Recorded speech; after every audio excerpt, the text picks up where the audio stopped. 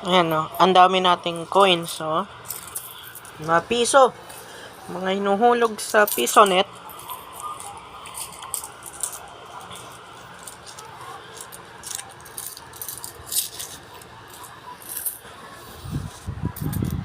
Ayan.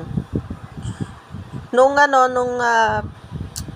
February 17, 2024, Sabado, birthday ko pa naman. Marami naglaro rito. Ang isa dito ay taga-UP po yun. Mga taga-UP sa Hardin ng Rosas ba yun? Ayun, maraming bata yung nilalaro nila, Roblox. So ang dami natin naipon na piso mula sa sa PisoNet. Nakita ko itong mga piso sa PisoNet machine or coin slot ba yun? So, yan. Sindami po ng mga piso. Yan. 1, 2, 3, 4, 5, 6, 7, 7, 8, 9, 10, 11, 12, 13, 14, 15, 16, 17. 17 yung piso na nasa coin slot. Nung kasi, December 2023, may isang batang taga-Caridad nakasira ng isang CPU.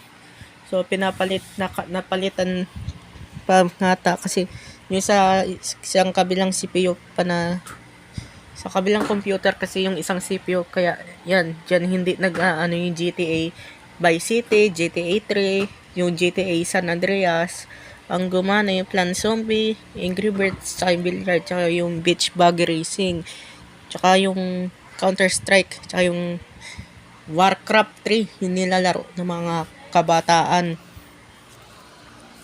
Ayan o.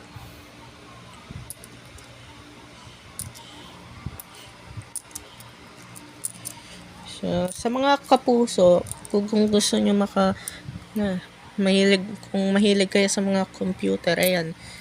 So, ayan o, merong akong computer, guys. So, sa mga sparkle artists po dyan. At sa mga membro ng Tau Gamma Pi at ng Alpha Kappa Rho o Acro Fraternity Group members dyan. At sa mga karaoke uploader ng Dormy affiliated and PGB Creators Forum at sa mga membro ng BD Domingo Reality at sa mga sa mga buong puwersa ng Jimmy Integrated News. So, ayan o, yung aking computer or PC games at may kasama pang coin slot. Yan ang DIY PisoNet. Ayan. So, subscribe and click the notification bell sa aking YouTube channel and follow and like sa TikTok ko. Thank you and long live sa inyo dyan.